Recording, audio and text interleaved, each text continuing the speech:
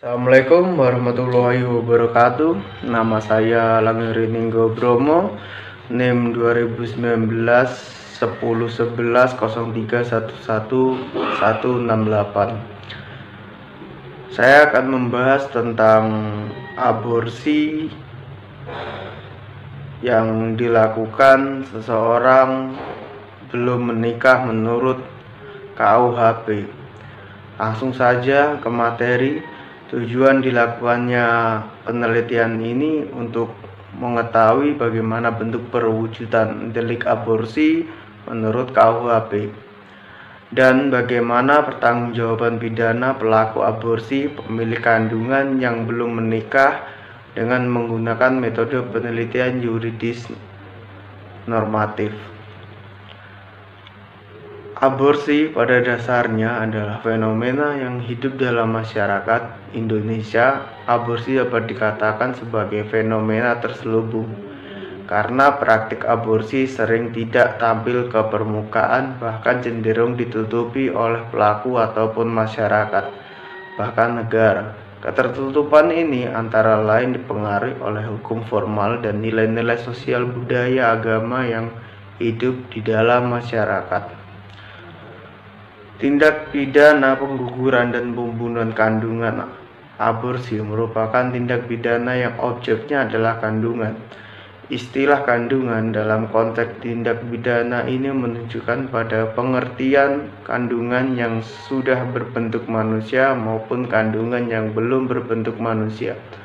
Perwujudan delik aborsi dalam KUHP terbagi menjadi 4 macam, yaitu yang diatur dalam pasal yang berbeda. Pengguguran kandungan yang dilakukan sendiri pasal 346, pengguguran kandungan yang dilakukan oleh orang lain tanpa persetujuan wanita pemilik kandungan pasal 347, pengguguran kandungan yang dilakukan orang lain dengan persetujuan wanita pemilik kandungan pasal 348, dan pengguguran kandungan oleh mereka yang punya kualitas tertentu yang dilakukan atas persetujuan wanita pemilik kandungan tersebut pasal 349. Kemudian pertanggungjawaban pidana bagi pelaku aborsi yang belum menikah pada dasarnya sama dengan pertanggungjawaban pidana pada jenis delik pidana umum yang lainnya. KUHP tidak menjelaskan dan memberikan pembedaan perihal perilaku aborsi baik yang sudah menikah maupun belum menikah. Intinya adalah selama subjek atau pelaku delik tersebut mampu bertanggung jawab dan padanya tidak terdapat alasan pemaaf, maka hukuman atau pidana dapat ditimpakan kepadanya. Biasanya mereka yang terjerumus pergaulan bebas, korban pemerkosaan yang kemudian tidak menghendaki kelahiran bayi dari penghasil tersebut atau bahkan melakukan hubungan dengan dasar suka sama suka. Ditinjau dari kebijakan hukum di Indonesia, aborsi diatur dalam Kitab Undang-Undang Hukum Pidana atau KUHP pasal 283, pasal 299, 346, 348, 349 dan 535 Kitab Undang-Undang Hukum Pidana. Selanjutnya, hukum pidana KUHP melarang tindakan aborsi karena hal tersebut menyangkut kejahatan terhadap nyawa. Ada sanksi tegas bagi pelaku baik yang melakukan aborsi maupun yang membantu melakukan aborsi. Aborsi merupakan masalah yang syarat dengan nilai-nilai sosial, budaya, agama, dan politik. Aturan normatif, legal formal menolak aborsi meski masih ada ruang untuk hal-hal khusus. Bentuk perwujudan delik aborsi dalam KUHP, tindak pidana pengguguran dan pembunuhan sebagaimana yang diatur dalam KUHP terdiri dari 4 macam, yaitu tindak pidana delik tertentu. 1. Tindak pidana pengguguran atau pembunuhan kandungan yang dilakukan sendiri yang diatur dalam pasal 346 KUHP. Yang kedua, tindak pidana pengguguran atau pembunuhan kandungan yang dilakukan oleh orang lain tanpa persetujuan wanita itu sendiri yang diatur dalam pasal 347 KUHP. Dan nomor 3, tindak pidana pengguguran dan pembunuhan kandungan yang dilakukan oleh orang lain dengan persetujuan wanita yang mengandung diatur dalam pasal 348 KUHP. Kemudian keempat, ada tindak pidana pengguguran dan pembunuhan kandungan yang dilakukan oleh orang lain yang mempunyai kualitas tertentu, yaitu dokter, bidan, atau juru, baik yang dilakukan atas persetujuan wanita itu atau tidak atas persetujuan wanita tersebut, yang diatur dalam pasal 349 KUHP. Kemudian ada pengguguran atau pembunuhan kandungan atas persetujuan dari wanita yang mengandung. Pengguguran atau pembunuhan kandungan yang diatur dalam pasal 348 KUHP terjadi atas persetujuan dari wanita yang mengandung.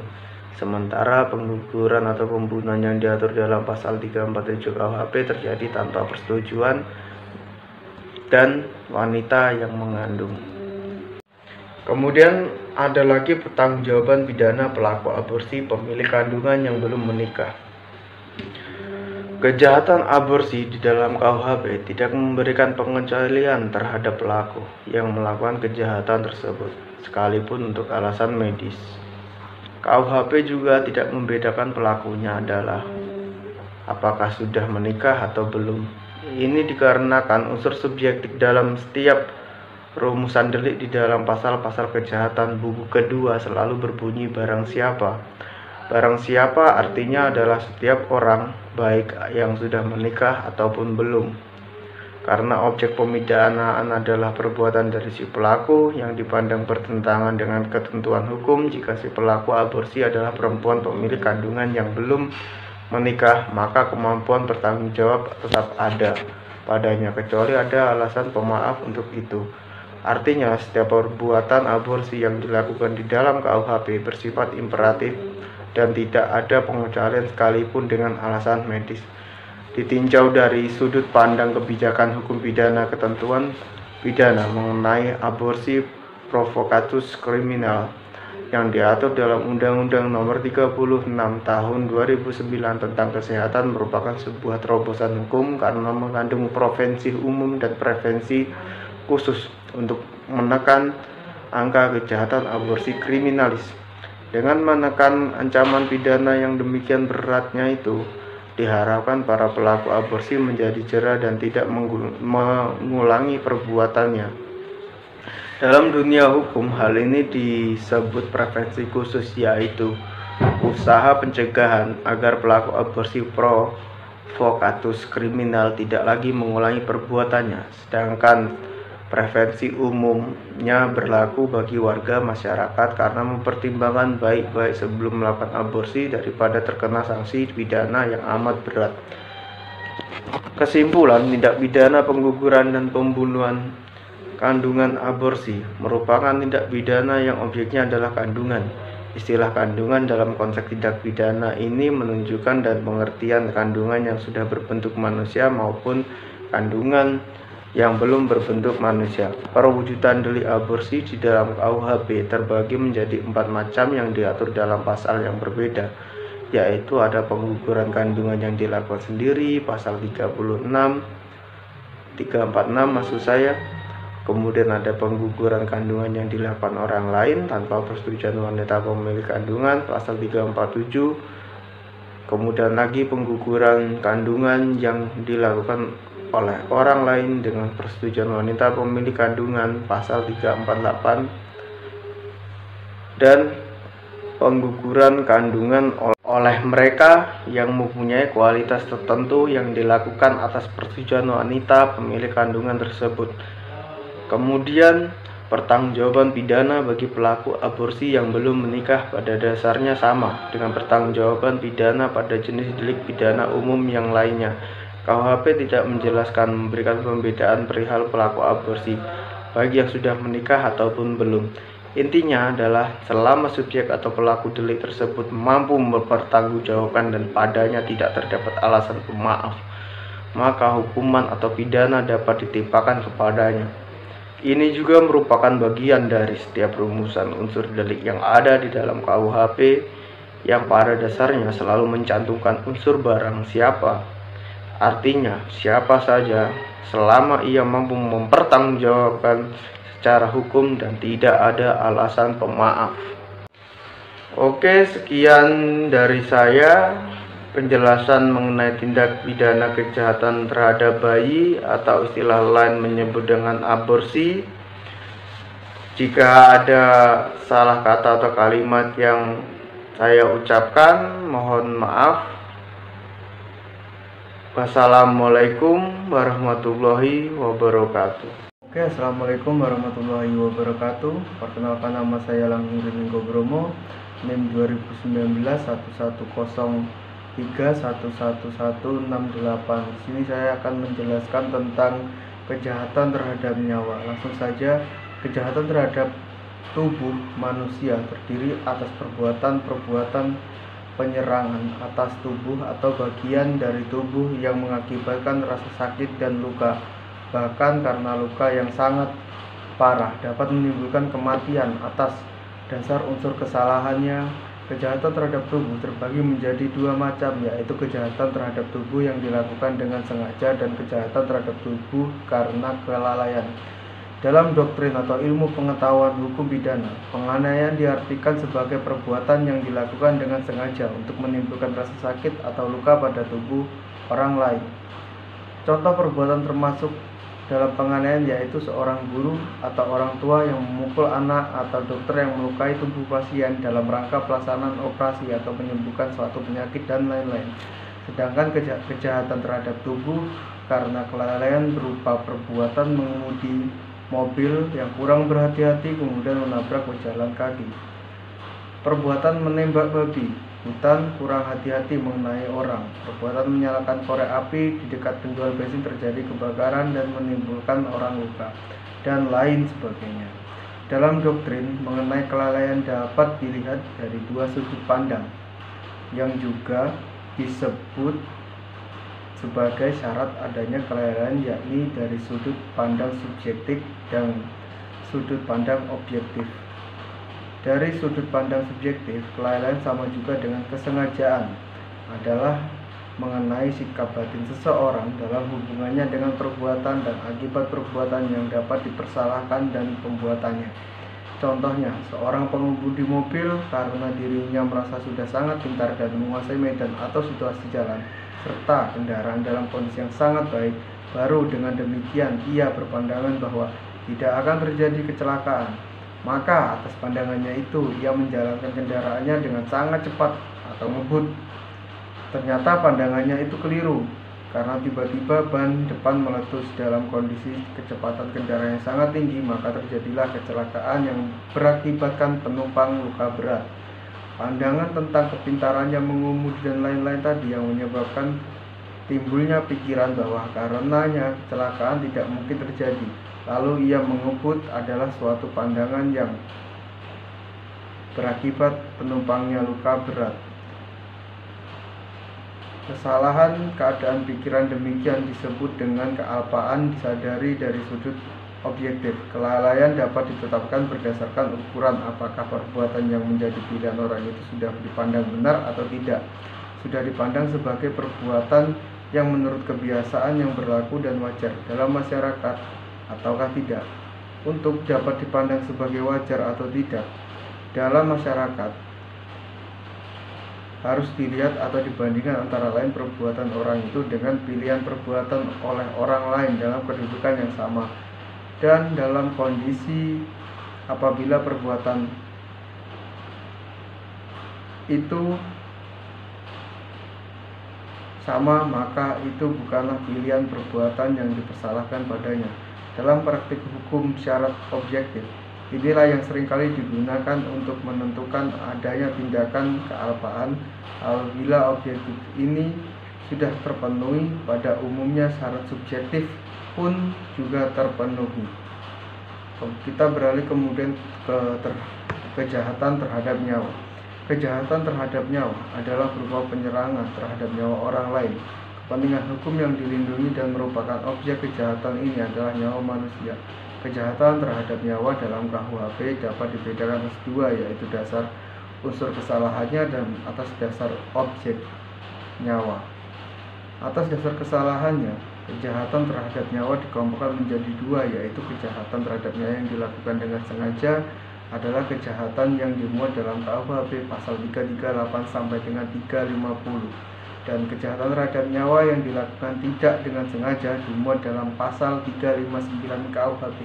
Sedangkan atas dasar objeknya, kejahatan terhadap nyawa terbagi menjadi 3 macam, yakni kejahatan terhadap nyawa orang pada umumnya dimuat dalam pasal 338, 339, 340 tentang kejahatan atau pembunuhan berencana, 344, 345 kejahatan terhadap nyawa bayi pada saat atau tidak lama setelah dilahirkan dimuat dalam pasal 341, 342, dan 343. Kejahatan terhadap nyawa bayi yang masih ada dalam kandungan ibu janin dimuat dalam pasal 346, 349, maksud saya 347, 348, dan 349.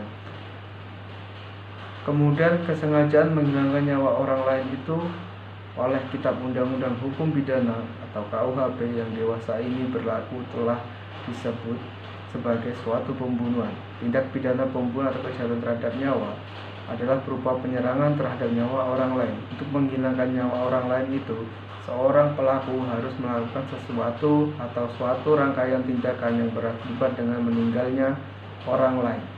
Kejahatan terhadap nyawa dalam KUHP dapat dibedakan atau dikelompokkan atas 2 dasar, yaitu 1 atas dasar unsur kesalahan dan 2 atas dasar objeknya nyawa. Atas dasar kesalahan ada 2 kelompok. Kemudian sedangkan atas dasar objeknya, kepentingan hukum yang dilindungi, maka kejahatan terhadap nyawa dengan sengaja dibedakan dalam 3 macam, yaitu kejahatan terhadap nyawa orang pada umumnya dimuat dalam pasal 338, 339, 340, 344, dan 345.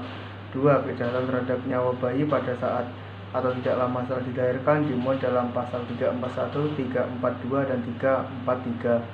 Serta kejahatan terhadap nyawa bayi yang masih ada dalam kandungan ibu janin dimuat dalam pasal 346, 377, 348, dan 349. Dilihat dari segi kesengajaan, maka tindak pidana terhadap nyawa ini terdiri atas dilakukan dengan sengaja, dilakukan dengan sengaja disertai kejahatan berat, kemudian dilakukan dengan direncanakan lebih dahulu, atau atas dasar yang jelas dari yang dibunuh dan mengajurkan atau membantu orang untuk bunuh diri. Adapun jenis-jenis tindak pidana pembunuhan lainnya.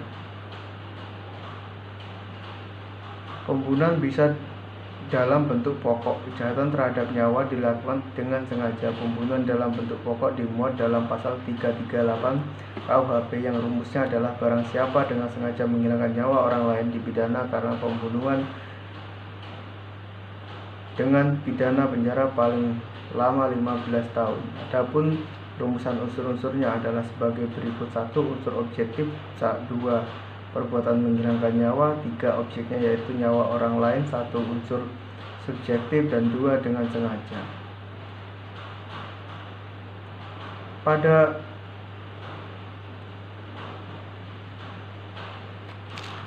contoh kasus kejahatan tubuh dan nyawa manusia, yaitu pembunuhan sadis seorang debt collector.